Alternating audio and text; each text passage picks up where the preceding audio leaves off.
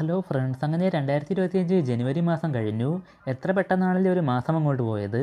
ജനുവരി മാസം മലയാള സിനിമയെ സംബന്ധിച്ച് വലിയ തരക്കേടില്ലാത്ത ഒരു മാസമെന്ന് മാത്രമേ പറയാൻ പറ്റൂ.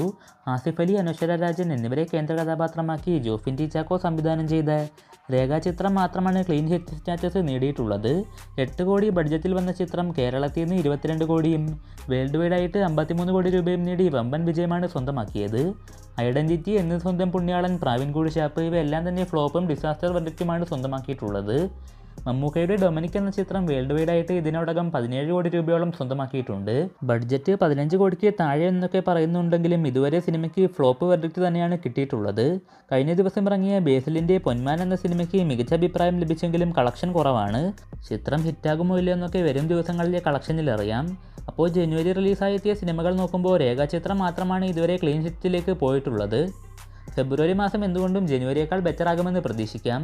ഫെബ്രുവരി 14 വാലന്റൈൻസ് ഡേ സ്പെഷ്യലായിട്ട് 4 സിനിമകളാണ് മലയാളത്തിൽ നിന്ന് പുറത്തു വരുന്നത്. മാത്യു തോമസ്, അർജുൻ അശോകൻ ഒക്കെ പ്രധാന വേഷത്തിലെത്തുന്ന കോമഡി എൻ്റർടൈൻമെൻറ്റ് സിനിമയാണ് ബ്രൊമാൻസ്.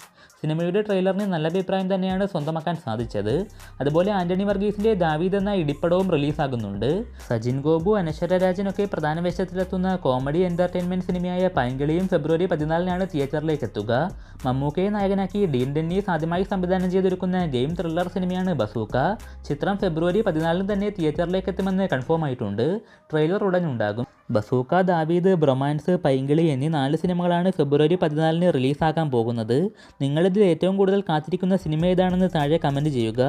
അതുപോലെ എല്ലാവരും കാത്തിരുന്ന മാർക്കോയുടെ OTT റിലീസും ഫെബ്രുവരി 14 സോണി ലീവിലൂടെ ഉണ്ടാകും.